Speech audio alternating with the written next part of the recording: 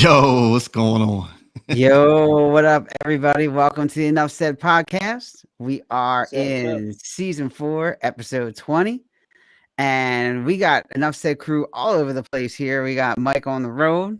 We got we got Jermaine. We'll talk about him in a second. He is not able to join us today. He's got the sniffles. We'll talk about him in a minute. But one thing we all got is today. You ready, guys? Playoffs. Playoffs. It is. It's playoffs. Yeah. Well, today. yesterday started it all off. So It Absolutely. is freezing. We Yeah. all got snow coming. That's for sure. yeah. But Yeah. well, let's get into it first. We'll start with Jermaine, and I got to give Mike some credit for this one. I like this. He's got aches and pains, and he can barely walk.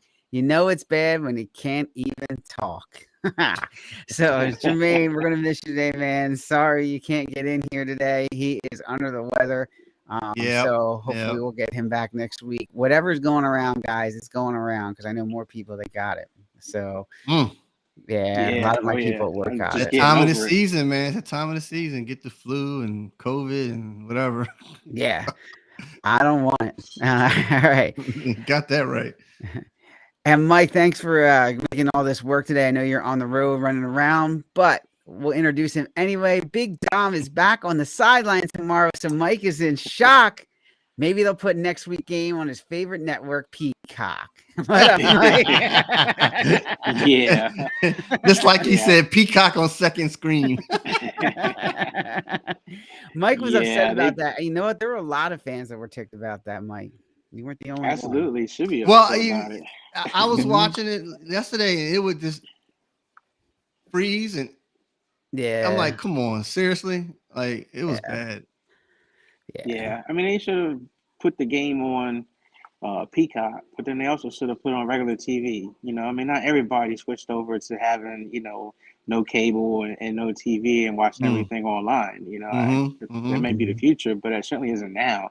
So for a playoff game, I mean, that's a pretty important game to just, put on one channel that's not even, a TV channel. Yeah, I agree. Yeah. That should have been like a preseason thing or a test like a regular season game. Yeah. So And you saw what they did, right? They Mhm. on the NBC was they actually had a pip window showing you what was going on, why the analysts were talking. Mhm. Almost like how NFL Network shows, the scoring live gaming. It was similar to that. I was like, wow, Yeah. that's just like, Yeah. really. Yeah. It I mean, also doesn't help. Peacock. That was minus 30 Pe- out. Sorry, Mike. Yeah. But I'm saying Peacock only did one game this year, so they had like no track record. So it's not like people got used to watching games on Peacock. They only Right. had one game, it was on a Saturday, no one even saw it. And so for them to have another important game, and have it exclusive, it didn't make sense to me. But Mhm. someone paid a lot of money. No, Yeah. absolutely. Oh, know, they did. Mhm. They sure did. Yeah. Yeah. All right. Well, let's bring in this guy. The last introduction today. The man can't get a Sprite and he has to buy a Coke. Now it's so bad he can't even buy Mike coffee because he's broke. What up? That's a good one. That's a good one. Yeah. I Yeah, like I'm that broke. one. Yeah. So, Yep. Julie, tell him about the bet, Dre, and what happened between you and Mike. This was good. Well, I mean, Mike was just saying I was all hooked on Joe Flacco the way he ended the season and going into the playoffs hot. So I was just saying, hey man, Flacco's hot. He's he's gonna probably win the game against Tennessee. Mike's like, Right. well, hold on now. This guy's got interceptions galore, and the network or the analysts are hyping them up, but he proved yesterday that he couldn't do it. He threw interceptions, it turned the ball over, and that was what the bet was, But I wanted Tennessee. I wanted Texans to win over the Browns, but Mhm. my Yeah, Dre- point, my point though, good point though. But what I would come back is, did Flacco lose that game? I thought defense lost that game. I didn't watch the whole game because I was away, but I saw highlights, and to me, CJ Stroud just gashed that defense. So did. would the interception Yeah. really matter? That's Yeah, what I'm saying. it put the cap on it. It was one of those things that it's all three phases. It's running the ball, it's defense, and it's turnovers, and all three things Cleveland didn't do well. They only had like I think at halftime, Kareem Hunt or the team overall had 29 yards rushing. That's not going to cut it. Then the defense gave up some big plays that they normally don't. But Cleveland on the road is a much different team than Cleveland at home. So yeah, they gave up some big plays, like two deep bombs that really hurt them. And then after that, that's when the turnovers kicked in and back-to-back pick sixes. You can't get over that. Right. Yeah. Right. Houston's got a quarterback, man, and Stroud missed one down the field badly. He had a guy wide open. He overthrew him.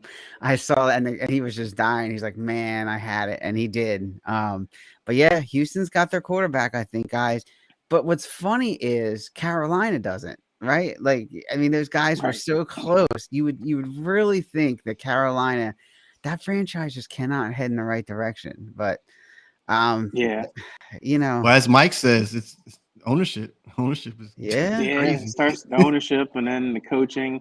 I mean, it seemed like Carolina had like a who's who of coaches. I mean, Frank Wright was there, and then they had offensive coordinator, a defensive coordinator were both names, a running back coach. I mean, I think Deuce Staley was down there. They had a lot of talented coaches, but then they really couldn't mesh well together.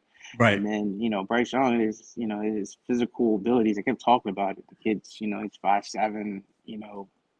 I think he's labeled as 5'9", but he's really 5'7" or something like that. Small. And so, it's tough in the NFL. And then they had no weapons. I mean, CJ Stroud, the rookies that they got, Collins stepped up, and then I think just DeMeco Ryans is just coach, man. That guy is. Everybody's played well for him. I mean, defensive coordinator for San Francisco. They play well for him. And as an Eagles fan, former Eagle, I'm happy. He's doing well. So I think they got the pieces together, man. Like we said in the beginning of this season of our season, we mentioned how the Texans went right after what they knew what they wanted to do. They went to go get CJ Stroud. They're back, and then they went to go get was it offensive lineman or a D guy? The next they got D lineman second, second. So like they they say, no, man, we know what we need to do, and it's paying off. And it looks like CJ is there a rookie MVP award already? It's between him and they keep saying him, Puka Nacua is potential MVP for a rookie. I think it's really between those two guys because both of them had such great years. I would give it to Stroud personally, but I'll give it to Stroud too. And 100%. We had our midseason awards, and I gave him the rookie of the year. Yeah. Yeah. I think the other thing with Ryan's, I just know what you got on that Bradbury shirt. Yeah, the wardrobe today is sponsored by Mike. There you go. You wear the Bradbury shirt today. Oh man. But yeah, I was gonna say with the Texans, the other thing with DeMeco Ryans is that he did get a pretty good staff. I mean, Bobby Slowick as offensive coordinator. I can't remember who they brought in as a quarterbacks coach, but they also got in a pretty good quarterback coach. You really work with Stroud and help him with that transition. And then Stroud just played well. And the big thing with Stroud is that he don't turn the ball over. I mean, the dude has like 5 interceptions for the whole season. I mean, that's very impressive for a rookie. Yeah. Absolutely. Mike, talking about former 49ers going somewhere and doing good, you had an assistant GM that went to Washington too, right? So is that a big loss or what happened there? Is Washington getting a good one? I think so. A lot of people say that, when it came to some of the picks that we got, like Debo and Bosa and Warner, those late round picks, they said Adam Peters had a lot to do with that. John Lynch gets the credit for it, but it's the guys underneath that did a lot of the research and, finding these guys. So, I think, this happens. A lot of the 49er staff has kind of been rated over the last couple of years. It's probably going to happen again this year. But yeah, I think it's good for Washington. I think it's a good start. It's the right start. Hopefully it'll pan out for them. Yeah, well, while we're talking about that, guys, let's get into some of these coaching moves and everything like that. So there's rumors that Harbaugh is going to interview with the Chargers this week. That could be an interesting relationship. Never thought about that one. But I don't know. Dre, good fit, Harbaugh going to the Chargers? Go from Michigan, college ball, all the way to San Diego? I think, just top of my head, I think anywhere he goes, he's going to do well. I mean, remember, he took San Francisco to a Super Bowl, against his brother. He won it. Then, of course, what he's done in college. This is a very good coach. I wish Harbaugh would have. I mean, I'm fine with college and anything, but I wish he would have stayed in NFL because he might have pushed Belichick to the side, and he'd be the better coach than Belichick, honestly. Yeah. That's how I feel about Harbaugh, Jim Harbaugh. So Speaking of Belichick, Mike, there's rumors that if Dallas loses, he could go to Dallas. Could you? I mean, Jerry, I can't see that. I working. can't see that either. Yeah. I agree, Mike. No way. Yeah, I just can't see. The him only working one for that Jerry tolerated Jones. Jerry Jones was Jimmy Johnson. You know, you saw how Bill Parcells was and other coaches. Yeah. I think Jimmy Johnson tolerated because they were winning. You know, they were losing, winning. He would that's have been true. out the door. You know. Yeah. Yeah. Well, let's address the elephant in the room. Everybody says Nick Sirianni loses today. That's it. Or sorry, I should say Monday. What do you guys think? Starting with Dre. Is Sirianni gone if he loses in Tampa? No. I don't think he's going anywhere. Again, as I mentioned before, that to me, I think the OC and DC were actually experimental because now when I'm seeing and stuff about where Brian Johnson's getting interviews now as a head coach, you know, Dasani, like I said, he was from Seattle and coming here. I don't think his job is not in jeopardy. I will say that after this or after off season and see what he does by trying to get some more better coaching to come in. And also new season. If they start off bad, then I would say in 2024, 2025, he is on the hot seat.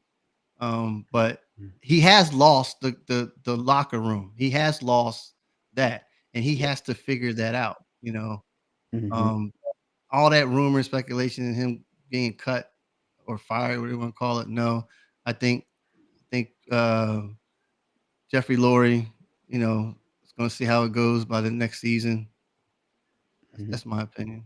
Yeah, and Mike, he was in the Jeffrey Lurie. Speaking of him, he was in the locker room right after that loss to the Giants. He was down there. Yeah, I don't see them letting Sirianni go. I do think the coordinators will change, at least one of them. I mean, they definitely got to figure out that defense. I think what's going to really be eye-opening is just what does Howie do, especially, you know, with drafting and free agents for next year.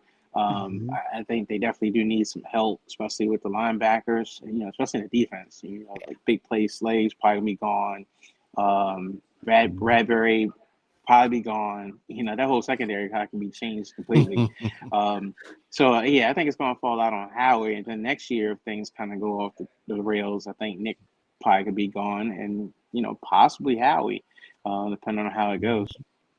That's interesting. You said possibly Howie because didn't he get the GM award this past year? So I mean, look at that. I mean, so. He just that is true. You know my feeling on Howie, and you know he packaged it up like I said for a year, and because he knew he was in trouble, they have to completely overhaul the defense. We're talking linebackers.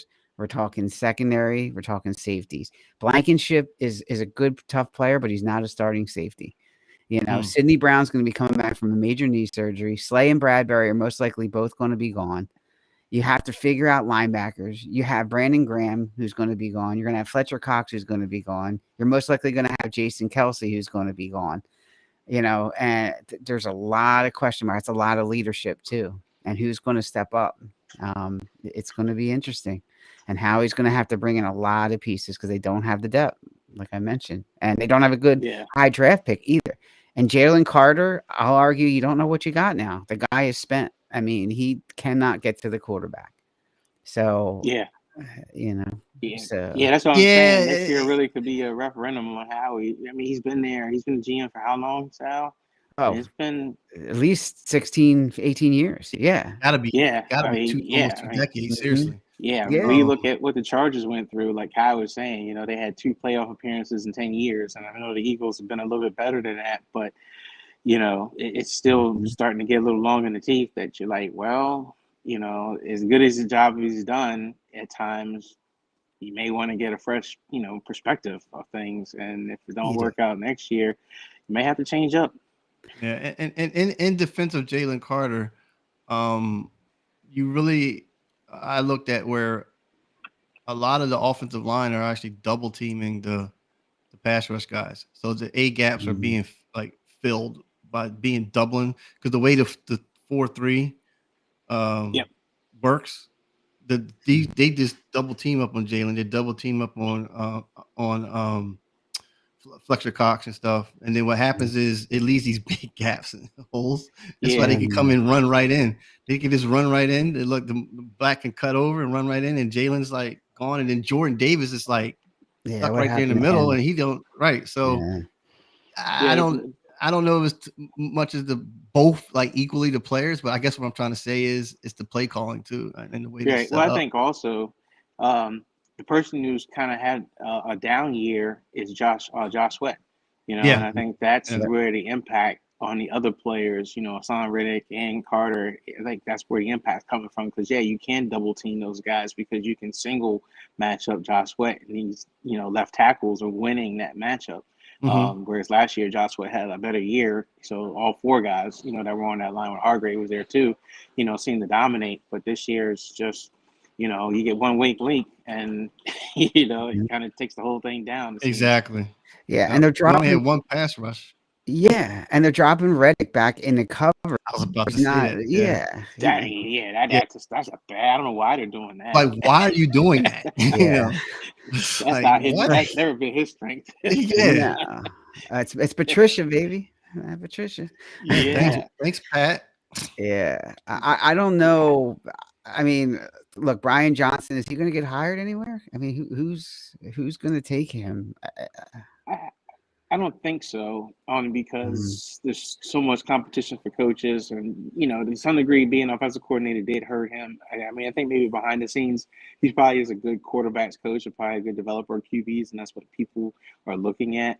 But you know, there's just a lot of competition for coaching right now, and a lot of other first-turn guys I think might jump ahead of him. But there are a lot of openings, though. Yeah, and then what do you do with DC, Dre? What do you do with defensive coordinator? You just read my mind. I would like to have Leslie Frazier for defensive coordinator. If he'd be available, take him. You know? Isn't Vrabel out there? But he'll want to be a head coach, right? I think Vrabel want to be. Vrabel wants to be a head coach, but Reggie, Lazier. I was thinking like, what other defensive coordinators could we get to help out with the problems that we're having? And to me, he seems like a high candidate because of all his success he's done with Buffalo. And prior to that, there was like another guy I was thinking about. Well, I still think it's a good chance it's gonna be Brandon Staley.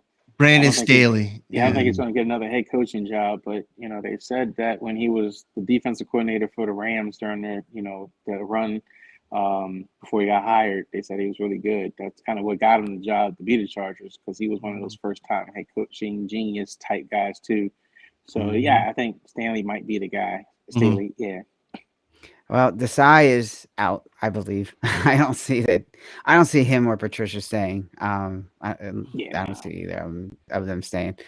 And Patricia's had his chance with New England, and he had some top 10 defenses in New England, but just again, is it the talent here? You know, I think it's a combination of both. I think it's poor coaching, talent right now, and they have to get that act together. But a lot of changes for the Eagles in the offseason, nonetheless. It'll be interesting to see, like you said, Mike, how does Howie handle this? This is the first offseason. I think that he's really going to be, not that he wasn't under the microscope before, but I think it's even going to be tighter this time. And what does he do?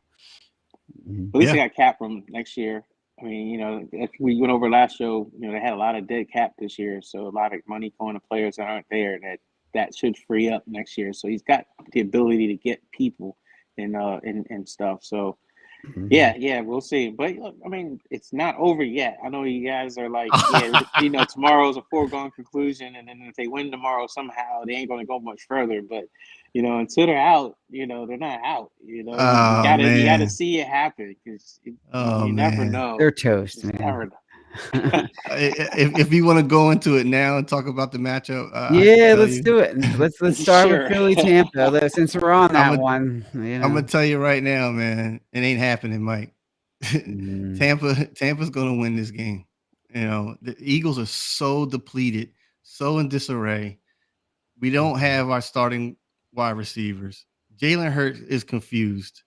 And we know about the defense. The defense is gassed, and the secondary is just non-existent. I don't see how we're going to win this game, and does it really matter because we go the next round, we're going to get beat by probably the Cowboys. I don't know, but it's bad. Like I text you guys when I said I rewatched the Giants game, and I was really trying to follow what you can when the camera's doing, and to me, Hurts just looked confused in that first half, like or that first drive. He couldn't figure out what the linebackers were doing. He couldn't figure out even what the corners were. Well, they're not corners, but they're coming up, and he's one dimensional. He just keeps looking at the one guy and is making one dimensional, which is predictable. Hardly any motion that they do. They never do any motion, which also hurts. And one thing that frustrates me the most of what Jalen's doing, he's losing yards by just running out of the pocket and just trying to make something happen, and he doesn't, and it gets worse, So, yeah, he had his finger broke, blah blah blah, but it taped it back up. But if your quarterback on the center is not together, then how are you going to win? I don't care about the rest of the pieces behind them. How are they going to win? Your quarterback don't know what to do. Yeah, that's a good point. What I was listening to, some other podcasts and commentators and analysts and stuff that talked a lot about Jalen Hurts' game. And they said one thing the Eagles overall has struggled against, even last year they had some struggles against it too. And definitely the year before when I had the playoff game with Tampa Bay, is the blitz. And especially against heavy blitzing teams that, just blitz all the day on time. New York Giants, Wink Martindale was, blitz happy. I mean, he blitzed 80% of the time. He even did that to Brock Purdy when they played San Francisco this year. They blitzed like 90% of the time. They said Todd Bowles is another blitz happy defensive coordinator. He blitz. So that, the game plan for them is just live by the blitz, die by the blitz. And so it's going to be up to Jalen to figure out how do you beat that.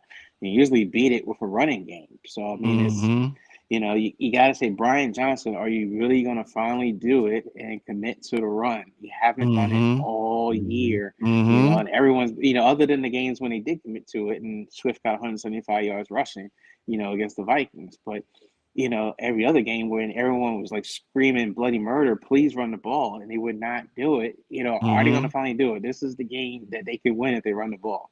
Yeah.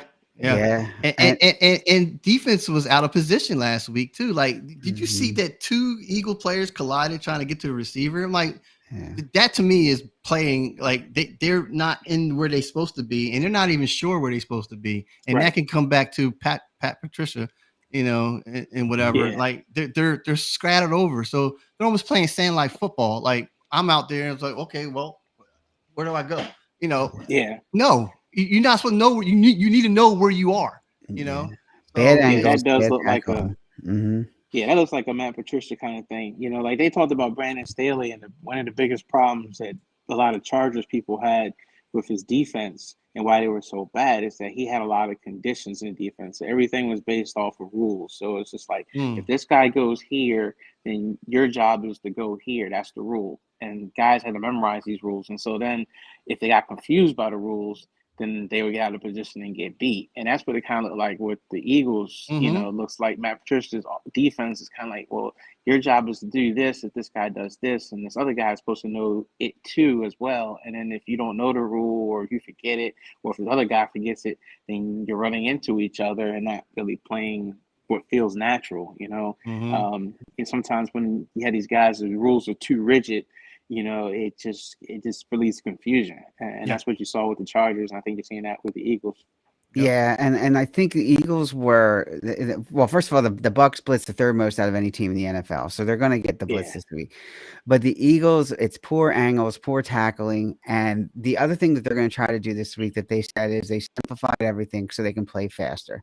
So maybe it's exactly what you said, Mike. Maybe it's releasing those assignments and just saying, okay, we're going to just do a regular zone, or we're just going to do a blitz here, and just simplify it to the point so they know where they need to go and they get there faster, especially if you got people who are playing new positions. Like if Maddox has to play safety, which it looks like he is, you got guys now who aren't playing their normal position again, and they're going to have to learn not only a new system, but a new position. It makes it tough. So, it's going to be a problem. Yeah, Yeah. That sounds good to me. Give Philadelphia McDonald's pictures menu. Pick number 8, pick number 7. I want the combo meal. Right. Yeah, no problem. Mhm. If they can follow Yeah. that, yeah. And I think to some degree that works, against certain teams. But once you get to the more advanced teams that do a lot of motion and switching and do all that to confuse you, no matter how much you simplify it, you're going to get confused. That's right. So yeah, I think with Tampa that could work, but once you get to San Francisco and Dallas and stuff, it's going to be a little trickier. And Mike, the analysts are hyping up, what's the quarterback? Baker, maybe. Baker, yeah, I was going to say Baker Mayfield all together, but Baker, they're hyping him up. He had a pretty good end of the season kind of thing. Yeah. But what bothers me about Tampa though is just that last game, man. I mean, Carolina, the chance to win a division, because it wasn't a lock. I mean, they had to win.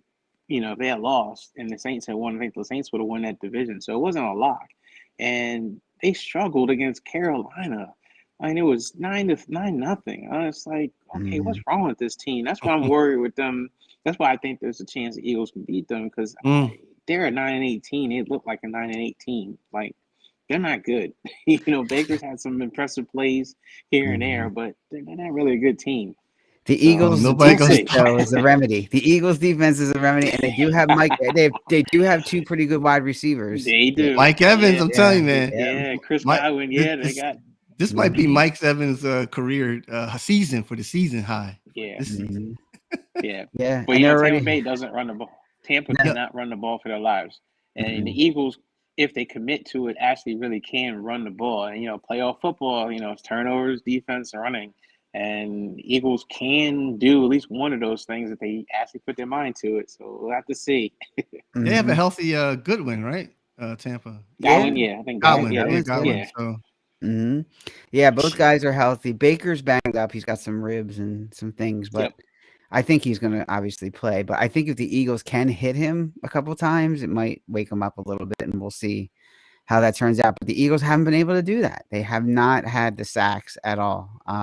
True. So they're going to have to figure that out. And I think Reddick's going to have to have a different system to get in there and let him create some more havoc, like he did last year and getting in Brock's face. Yeah. The guy missed the assignment. He didn't do his job. The guy missed the block. He got beat by the block. I saw that. That tight end got beat. He was like, didn't do his job. Didn't execute. Beat. That's right. So, and that's the other his payback. Yeah. And Dre, you talked earlier, the Eagles will be coming off a short week here, actually, if they win, to whoever they play next, whether it's Dallas or San Fran, whoever it might be, they're going to be coming off a short week. So that's going to be the other thing. A.J. Brown, they said, might play next week. If they somehow find a way to beat the Buccaneers, he might play, but sprained knee, it kind of sounds suspicious, though. I don't know. Sprained knee doesn't, to me, it's a little general. And the guy shut off his social media. Still don't know why, but they were worried about him. They said he's dealt with depression and things before. I don't think it's that. I think he's frustrated. And I think he just also wanted to shut out the noise. And I don't blame him for that. He wanted to stay focused. I think it's a combination of both. But, we'll see, guys. It's going to be interesting. So getting back to this, let's do our picks here. Dre, before we pick them, go ahead. Did I fall back last week again on Mike? I think I did, probably, right? So our guest last week was Sierra, and Sierra, she went 2-3. She got Green Bay and Dallas.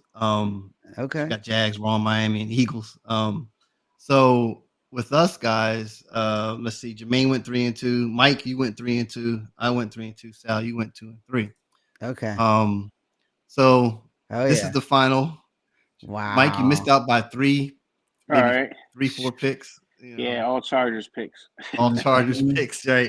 Yeah. Sal, you're 3 as well, and look at me, I'm 3 as well. That's funny. All Eagles picks for me. So even though our partner in crime is under the weather, but this should help give him a little booster shot for him that he won. Man, Jermaine has won our picks. Every dog has his day. Yeah, every dog has his day. Yeah. Hopefully next season I can take the bag off my head next season. So. Yeah. Oh my God. All right, so Philly, Tampa. Dre, it sounds like you're taking Tampa, right? Yeah, I'm taking Tampa, man. All Yeah, right, Mike, who it's you got?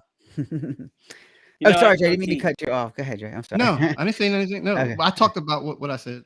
Okay. I was man. trying to I get ready said, for you know, I next. picked Tampa for betting purposes. Hmm. Boy, man,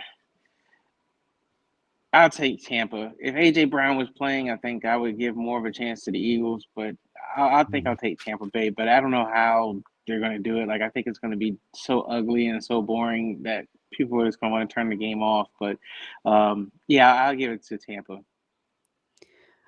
Um, here I go again. Um, every week and any week, it's going to be tough without AJ Brown. And although my gut tells me they're going to lose, I just have a funny feeling they're going to find a weird way to pull this out. I think it's going to be a funny game. So I'm going to go with the Eagles. I think they're going to find a weird way to pull this out. I don't know how, but I don't think Kelsey wants to go out like this. I think they're going to find a way to somehow get this game. I think it's going to be Yeah. super ugly, but you know, It's going to be like how the first 10 games of the season went, right? You know, yeah. where you had these games which is usually like, God, they won, but that was just make you didn't feel Hmm. good about it, but they won. You know, you Yeah. feel like that's what's going to happen. That's the feeling I had. That's why I'm so hesitant to pick Tampa. But Yeah. yeah, I'll still stick with Tampa. And I just Yeah, feel like they got to turn it around eventually. Like they've lost so many in a row now that something got to start going the other direction. So I don't know. God bless you, Sal. I'm going with the God bless you. Eagles. I know. God bless you. And this guy's gonna come back to bite me right here. Bradbury. As Godwin runs right around them because I would assume Slay's gonna be on Evans. So you know. Yeah. If Tampa I, Bay, if Baker Mayfield stink up the joint, yeah. I Mhm, mean, like Mike mentioned before, turnovers, man. Like, and he mentioned mhm. yeah. about what happened with the Cleveland Browns and stuff, man. It's I, I will say, Sal, if he gets burned, you do have permission to burn that shirt, like you did on social media. Oh man. Well, he's going you to. So you are allowed to do it. You can put the lighter fluid on it. It's okay. I won't wow. feel bad. Man, I like this shirt though. And the funny part was, and you're gonna laugh, it was so windy at my house that I guess they put it on my porch. It blew off the porch and it ended up right next to the trash. I'm like, oh, it's perfect. It literally- that's funny. it was true. The box was so light because he gave me this Yeah, that's box. funny. It was so light, the thing blew off the porch and ended up right by my trash cans. I was like, oh, okay. No, that's hilarious. But hey, actually, guys, before we get Mm, into the other three mm. games, let's Yeah. let's just do a recap. We already did the Browns Texans. What did you start with you, Mike? What's up with the Dolphins and Chiefs? What do you think about that game? Ugh. Well, I didn't see it. You know. That's why I asked you first. That's why because you said Oh, Peacock. That's why I man. asked you first. Yeah, I Oh, didn't see it, man. but from looking at the box score, it looks like it's more of the same thing: defense, Mhm. not being able to run the ball, and turnovers. You know, Mahomes didn't have any turnovers. There was fumbles that I saw that Hilaire had, Right. Right. but you know, overall, you know, Miami, I think Tua had an interception. When I saw the running game, I think overall for the game they had, I think, less than 50 yards rushing. You know, Kansas City's defense, you know, which has been pretty good most of the year, really stepped up. And you know, Tariq had one big play, but then after that, there wasn't much else. Um, yeah, you know, it was all three phases, you know, of playoff football that you got to do, and Miami didn't do it. So you weren't surprised that Kansas City beat Miami because after a really good, strong season Miami had, and Kansas City did not Uh, have a strong season. I wasn't too surprised. I mean, I thought Kansas City had that home field advantage, and it being cold out there, I think played a little bit to their strengths. Mhm. And it's Mahomes, you know, and Yeah. we've kind of seen Miami do this before. This is now 2 years in a row that they've really got it, you know, hot start and then finish kind of sluggish. You know, we're talking Tua's MVP, blah blah blah blah blah. Then by the end of the season, Tua's okay, but you know, is he another Kirk Cousins kind of guy? And they got a lot of questions to answer now in the offseason. I mean, Tariq Hill talked all that trash about, Tua is the most accurate quarterback I ever played with, and this and this and that. And it's like, well, you ain't won a Super Bowl with him yet, but you won a Super Bowl with the other guy. So, Mhm. what we talking about now? But yeah, I'm not too surprised. I think Kansas City at home was going to win. Now, the moment of truth. Can Kansas City go on the road and win a playoff game? Right. Yeah, Right. absolutely. Al, what about you, man? You saw the game, right? You got Peacock. No, I don't, but I did Oh. see the highlights. Yeah, I think it comes down to where is Tua's ceiling, right? Like, is he going to end up like Hurts? Because they're both from a similar program, obviously. Is he going to end up like Hurts? I don't know if he can take him to the next level. I think Miami still has defensive issues they got addressed in the offseason. I think Tyreek Hill is a weapon. I just didn't think they had enough, which surprised me because I thought that Kansas City's offense was weak, but maybe the weather just played into their favor a little bit, and it just didn't get exploited as much. They were able to kind of run the ball a little more. They didn't have to worry about Tyreek as much with these bombs and these big plays because it was so cold out and they couldn't throw it that far, things like that.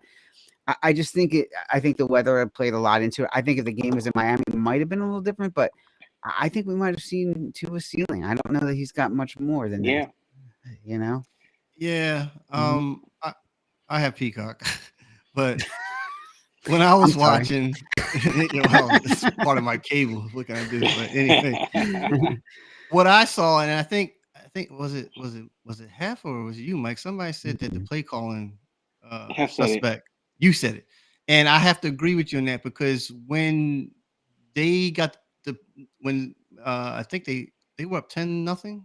Were they up 10-0? Or was it 7-0? Before Miami scored their only touchdown. What I'm getting at is that they did basically we're going to Tyreek Hill to get this touchdown, right? Mm-hmm. And they had a nice motion play for him. Then the next play, it was a deep bomb down to touchdown, right? And just by looking at that particular possession series, to me, the play calling was different. Like they marched down the field, and after that, they went back, try to go back to what their plan was to run Mozart and try to get the run going, then pass, and then that wasn't working. You know what I mean? And then a lot of these to Tyreek Hill trying to do all these screen plays, and also not to Tyreek, but also to a couple other guys, even the running back Waddle, that they kept playing these stupid side, and Kansas City just capitalized on it quickly. So it was like, play your game. Like you use Tyreek, they couldn't stop him. Use him again. Like they didn't do that after that. And that was the only score they had. So yeah. And back to Tua, Tua. I saw a lot of things that Tua was actually under pressure. Yes. And he just didn't know how to handle that pressure, I thought. Yeah. First thing, they had, I think, 2 starting offensive linemen out. I think Miami had really a whole lot of injuries. Yeah, they had a list of them. With Bradley Chubb being out. Yep. So on defense, they were missing some key guys. They had a lot working. They did. Them, where Kansas City, I think, most part was fully healthy. And then also Kansas City got some contribution from the receivers. Wow, the guys that can't catch, but Rashee Rice, I think went over 100 yards receiving. Travis Kelce was Travis Kelce, and when you got at least 2 of those guys doing well, that offense can start to click a little bit. So, yeah, it just, I'm not surprised. I thought Miami was looking kind of suspect towards the end of the season, and Kansas City, until they're out the playoffs, you can't count them out. Yeah, I mean, Miami averages over 30-some points a game and only scored 7 points. That 1 touchdown by the Cheetah. Wow. Yeah. I mean, the weather was just ridiculous. I mean, Miami's not used to playing. I mean, they said they went from, it was 90 degrees when they left Miami, and then it was minus 30. It's like 100-degree temperature difference they were coming from. I mean, come on. Yeah. That's just like, that's crazy. So, it's just, one of those things. And it does affect your offense, and then the injuries, like you guys said as well. So, we'll see next year for Miami if they've reached the ceiling with him. Him and Hurts might be in the same situation. Who knows? We'll find out. All right, let's go across the state, guys. We got pitch was postponed. If you saw those pictures on Twitter that I sent you guys of the field, man, that was insane. You couldn't even see. So that's going to be played tomorrow at 4:30 in Buffalo. Pittsburgh limps into the playoffs. Buffalo kind of team has got some momentum going here. Pittsburgh's interesting. You can never count out, like Mike said, your boy down there, Mike. You can never count him out. So we'll start with Mike on this one. How about what do you think? Is Pittsburgh going to be able to pull something here? I think Buffalo's going to take it. I mean, Pittsburgh has a chance, and that's if the game gets ugly, like Josh Allen does his usual, 1 or 2 turnovers, and just looks, if that team just looks discombobulated, which you've seen over the year, then they could lose. But no, I'm going to pick Buffalo. I think they're going to come out and win this one. Nice. Right. Sure. Remember when we had our mid-season awards, and I had 4 coaches up there, and Mike Tomlin was one of the coaches. Mike Tomlin can always get it, pull it together, even though it was a rocky season, but he still was able to get this team into the playoffs. You know what I'm saying? So, Buffalo, I told you all season about Buffalo, man. It's what you get. You pull down on the slot, on the lever, man. Is it going to be a turnover machine by Josh Allen? Is it going to be a non-existent run game for them? And to me, though, if they can get if Buffalo can really get Diggs involved, like Diggs been quiet the last couple of games. If they get Diggs involved, then I can see Pittsburgh not winning. But also Pittsburgh don't have Watts. See, Watts is out, right? Watts is out. Yeah, Watts is out. But again, that Pittsburgh is, I think, a very well coached team. And I think Pittsburgh is going to play them hard as they can. I'm torn when I'm trying to say between Buffalo and Pittsburgh. Man, it's going to be it's at Buffalo. Man, I want to say Buffalo, but I think Steelers can upset them. I'm going to take the Steelers. Okay. Yeah, it's still, when it comes down to those 3 basic things, both teams, I think, can run the ball. I think Pittsburgh might commit more to the run. Defense, I think they're kind of about the same. And then it's just turnovers, which, I don't know, because Mason Rudolph is not really that great of a quarterback either. I think he can turn the ball over. Yeah. But Josh Allen, who's actually a better quarterback, but he's good for turnovers too. So yeah, it is. I think it's going to be closer than what people expect. I mean, right now I think the line was 10 points for Buffalo for betting purposes, but I got a feeling it's going to be a much tighter game and not what people expect. And Pittsburgh can handle the weather. They're So, not worried about that. It's going to be a good matchup. I think it's going to be a very good matchup. Yeah. Al, what do you think? What do you got? I think it comes down to what Mike just said a moment ago. I think it comes down to the quarterback, right? And if you look at the quarterbacks and who's got the advantage, it's going to be Buffalo. It's got to be. And I just think that Pittsburgh's defense is going to have trouble with a mobile quarterback like that. I just don't know that they're quite ready for that yet. So I do think Buffalo's going to – I think both defenses, you're exactly right. They're about the same. Maybe Buffalo's got a little bit of an edge, but when it comes down to it in the end, it's going to be the quarterback play, and I just think it's got to be Buffalo on that as long as Allen doesn't turn the ball over. So I do think Buffalo is going to win. I think the home field advantage is also going to help a little bit too. So, yeah, we'll go with Buffalo there. All right. Next one, I know Mike wants to talk about him. McGenius. He's going to Detroit. McGenius. So, Dre, it's your turn to start on this one. We got, obviously, the Rams heading into play the Lions in Detroit. Interesting the way Mike Trinko said this can't be scripted any better. You got Matthew Stafford, who was with Detroit Lions, got left and went to the Rams, got a Super Bowl for them, and then the Rams had their pick, golf, and it looked like golf just wasn't doing it, couldn't get it done for them. So now you see golf is rejuvenated over 30-something years for the Detroit Lions to finally host a playoff game. So, and of course, you got Dan Campbell, what he's been doing with this team. But there are holes. Like Mike has really shown me off the season that this defense is not what it really is with Detroit. You know what I mean? And I saw that, and I didn't want to admit it, but hey, the season's over. I admit it now. But Detroit, man, they really got something to ride on here. That they really, I think more than anything, motivation, because they haven't been to the playoffs since I was in high school. So Yeah. and then on top of that, how sweet it is that Matthew Stafford wants to beat this team, right?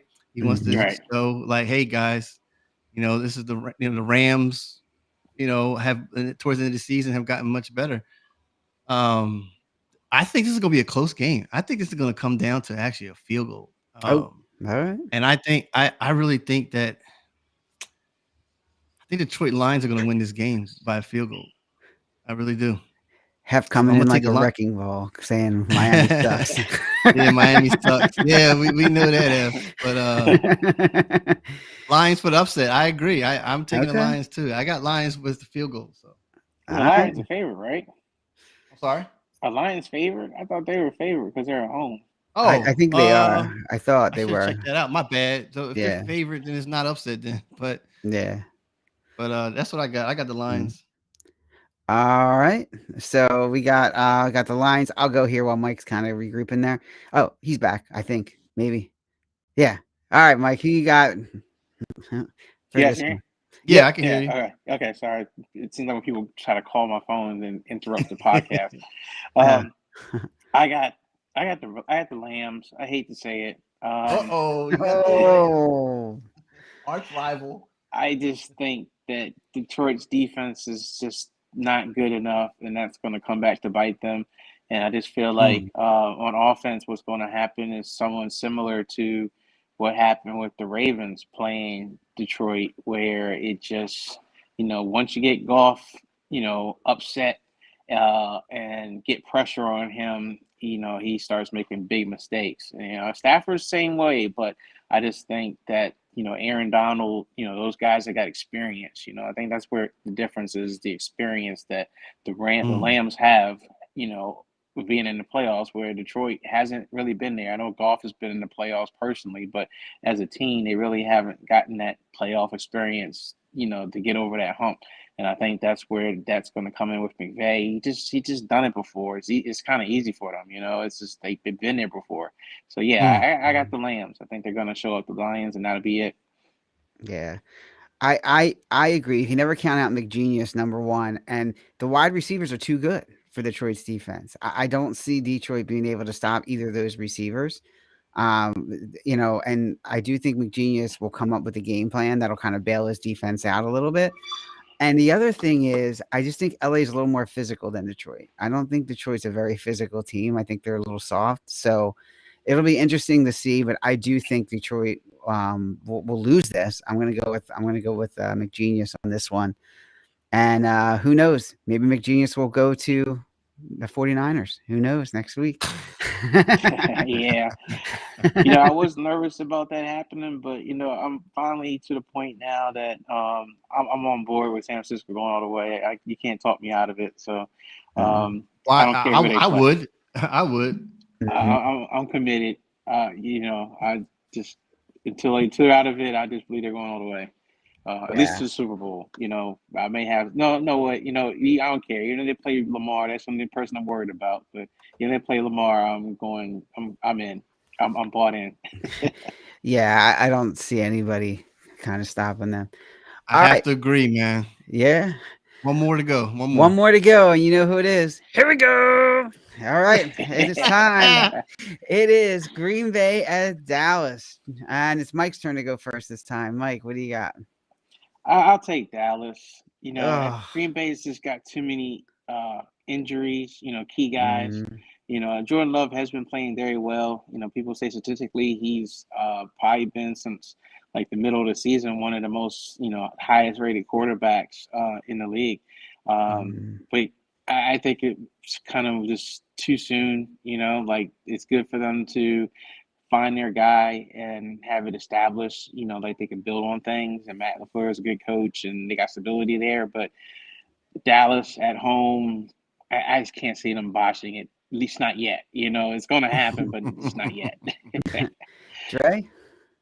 I You on hate the Dak Dallas. train? I hate Dallas, but I mean, honestly, you're right, Mike. I got the big question mark over the Packers. Yeah. And you got to give CeeDee Lamb those Dak. He's been playing well, but at the same time, man, the only way I can see them losing this game if Dak just screws up. I mean, and then if they lose, is he the next Kirk Cousins? Yeah. Oh, man. I mean, Oh, the worst thing that could happen for Dallas in this game is that it's close because that's where the time management stuff starts kicking in. Where Mike McCarthy can't when they have a lead and should be running the ball 3 times to drain the clock, he's going to pass the ball 3 times and stop the clock all 3 times. yeah, Or yeah, something stupid like that. something stupid like that, right? They just gotta hope it's not close where they got to make those decisions. Yeah. Other than that, Yeah, yeah, Dallas should win. I got Cowboys. All right. Say it. Well, I'm with Hef. Like, I really want to pick Green Bay. I really do, and I would hope that they would win, but I just can't see it happening yet. I agree. I just don't think that this is the week quite yet. I do. I just think Dallas's offense is just going to be too much. Although I will say this, I mean, the running game of Dallas has not been good. We all know that, right? That's been a disappointment this year. So if Green Bay can find a way to shut down Lamb, they're probably going to be able to shut down the run. It might get a little interesting and close, but in the end, I just think Dallas pulls this out. Unfortunately, I really would love to see Green Bay win, but I don't think it's happening yet. I agree, guys. I think it's too early for Jordan Love. Maybe next year when he has some more pieces, they might take the next step, but they're going to be a good team, but not quite yet. Yeah, and to add on to that, man, like Cowboys should have known better. Like Tony Pollard's not the cowbell. He's not. He's not the bruiser. He's always been that flashy running back. And stuff. So Cowboys should have got somebody to fill in those powerful Ezekiel Elliott type runs. Yeah.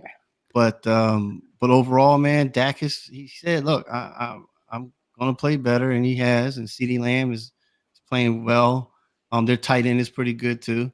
Like Hef said, they got too much offense this week. Yeah. Versus the Green Bay Packers. Like I said, the only way they screw up if Dak screws up. Yeah. Well, I will say, and I agree with what Hef said. Love has to play the game of his career, but I think one other thing is that almost Aaron Jones has to play a game of career. I think you got to do what you've seen other teams do it, and that's play keep away, where you just milk the clock so much, running the ball, pounding the rock, draining the clock, and you keep Dallas's offense really off the field as much as possible. And then, you attack those light, because Dallas is light on defense. So if you can run that ball, and beat up Michael Parsons, get him from not being able to rush the pass and make him have to tackle people and push him around and stuff like that, and do that to the rest of that defense. The Packers have a chance that they can play bully ball, like really just keep Dallas off the field. Every time they get on the field, get them off as fast as possible. Don't let them get any points, and then just hold the ball.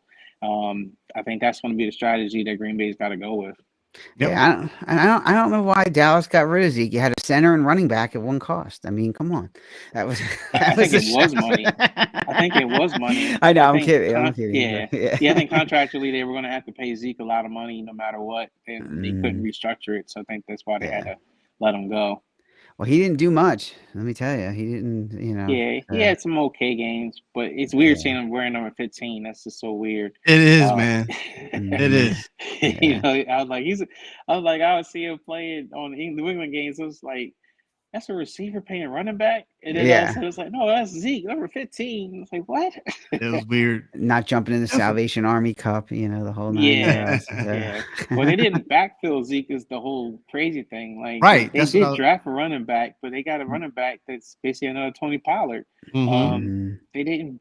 I was surprised they didn't get any kind of fullback or any kind of, heavy, pounding kind of back, to offset that. Like you said, they just thought Tony Pollard was going to be able to carry the load, and he's not built for that. Well, the Eagles have a heavy pounding running back, and they haven't used them all season. So,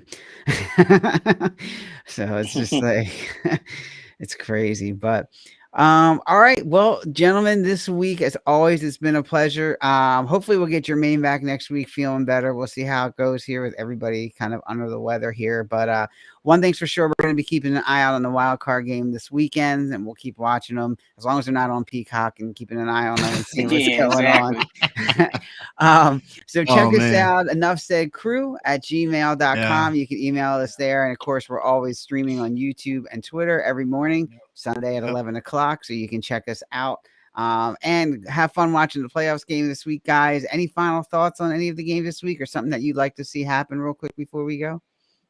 No, but I'm actually looking forward to the Rams and Lions game and the Bills and Steelers. I think those two are the most intriguing matchups this week, I think. All right. Yeah.